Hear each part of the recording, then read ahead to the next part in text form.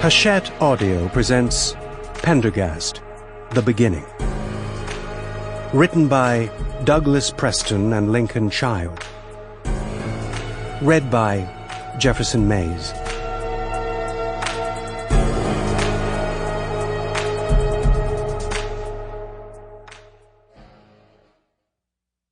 Prologue. Grossetête, Louisiana, 1989. It was a sweltering October morning when Austin Landry and the rest of the crew drove through the gates of Saviour's Rest Cemetery.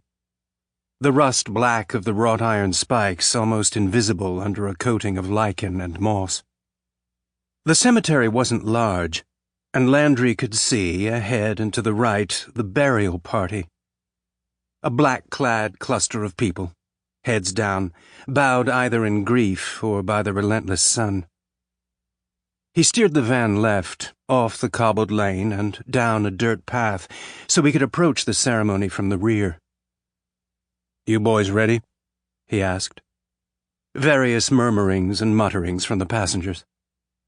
Landry glanced over at them. "Heaven's sakes, will you tidy up? All y'all look like the Three Stooges." As he watched from the corner of his eye, the others, Stanley Trahan, Ned Fontenot, Martigo, unpronounceable last name, made half-assed attempts to straighten their ties, tuck in their shirts, and, in general, make themselves as presentable as the cheap black suits would allow. This wasn't Landry's full-time job, thank the Lord. He and his acquaintances only got called by Albert Croker, director of Croker Brothers Funeral Home, when the bereaved couldn't assemble a group of their own pallbearers to carry the coffin. Croker didn't mind that, of course. It gave him another line item for the bill he'd present the grieving family once the proceedings were over. 8 men, $150 each. Except Croker just hired the 4 of them, paid them $75 apiece, and knew that in the general trauma the difference in manpower would go unnoticed. Unnoticed except by Landry and the other 3, who had to heft the coffin from hearse to grave with a semblance of dignity. As the van came around the rear side of the cemetery, he got a better view of things through the shimmering curtains of heat. Hearse, escort car for the priest, flower van, Croker's 6-door black caddy for the grieving family at $300 an hour. The group of mourners was relatively small, about a dozen, a family named Montcalm, mostly white-haired and balancing on walkers, and a couple of younger men who'd probably been fellow workers. The family had chosen Parson Jessup to officiate.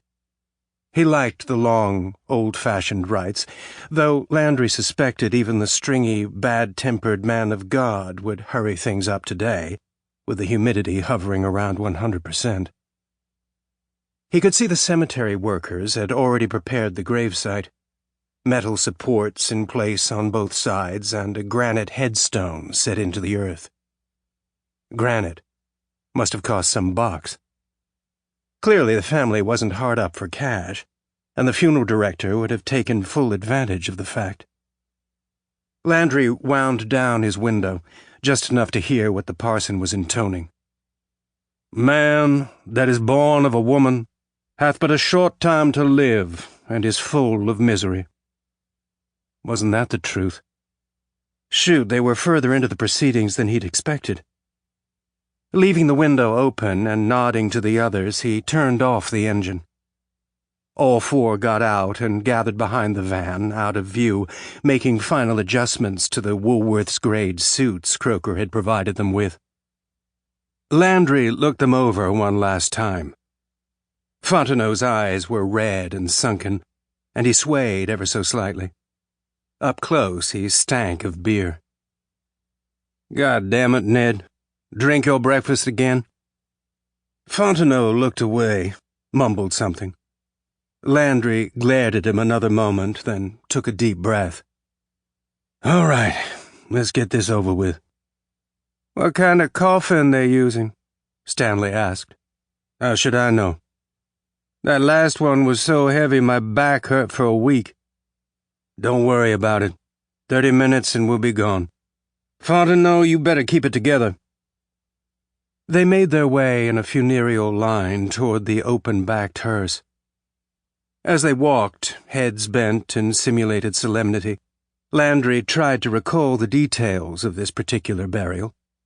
Not that it made any difference, but he remembered the deceased was young, about his own age. The guy had worked in construction, crushed his head when he'd slipped off a girder and fell half a dozen stories. That meant a closed coffin. Too bad for Croker, who could make a lot more dough fixing up faces with superglue, Nair for the nostrils, and tampons in the mouth to wick away moisture. Not that Landry felt bad for the funeral director. He had a dozen other ways, legal or otherwise, to aid the bereaved in parting with their money, along with their loved one. Thou knowest, Lord, the secrets of our hearts. The four approached the hearse and took up their positions, two on each side of the open rear doors. Landry raised his head and, like a general preparing strategy, took in the field. About 10 feet from the hearse to the grave, on good level ground. No problem. Then, glancing back at the coffin for the first time, his heart sank. It lay in the shadow of the hearse, but he could nevertheless see the mourners had chosen the heaviest of Croker's offerings, the mahogany requiem with slumber-safe brass appointments. It figured. Croker always did his best to push this particular coffin onto families in no condition to think sensibly about such details. In the viewing room, where the various coffins were laid out under soft light and piped-in organ music, the mahogany requiem was always the shiniest of the lot. Croker had made damn sure the top and sides were heavy as hell, so the bereaved knew they were getting their money's worth. Of course, nobody ever asked to look under the coffin, where the mahogany stopped and the plywood began. A muttered curse from Fontenot. He'd noticed the coffin, too. Landry looked back at the graveside and the small assembly surrounding it. Croker was giving him a surreptitious stink-eye, warning him to do a creditable job. Next to him was Croker's assistant director, 3 months on the job, youthful and radiating a lot more life than the rest of the group. Seeing Landry, he gave a sympathetic nod. Unlike Croker, the assistant was a friendly, stand-up guy. Landry hadn't spoken to him much, but he knew the man didn't care for the way Croker took shortcuts, bilked customers, and ignored the rules. He'd once heard an argument between Croker and the assistant in which the younger man had warned the funeral director that, with all the new environmental regulations President Reagan was pushing through in his second term, he'd better get his act together. It was no longer okay to just dump formaldehyde, phenol, and a boatload of other carcinogens straight from the embalming room into the Atchafalaya River, and then downstream into Bayou Shen. The assistant meant well, but Landry knew Croker was too old and cheap to change his ways. The parson raised his arms over the empty grave, and his voice rose. That was the signal. Landry and the others lined up along the back of the hearse, another cursing as he too recognized the casket. With Landry murmuring instructions, they grasped the brass handles, gently pulled the coffin forward. Jesus! It was even heavier than he remembered, and with a few gasps and additional curses, balanced it on the rear lip of the hearse. All eyes swiveled toward them. Showtime. On 3, Landry said. They lifted the coffin free of the hearse and began moving.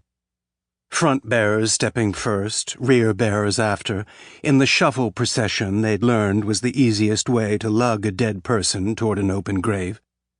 Shitfire, Trahan muttered through gritted teeth. I thought this stiff was fit. He must weigh 300 pounds. Save your breath. Landry was concentrating on the job. One step ahead, wait for the rear guard to move, then the other foot forward. The coffin did seem even heavier than usual. Sample complete. Ready to continue?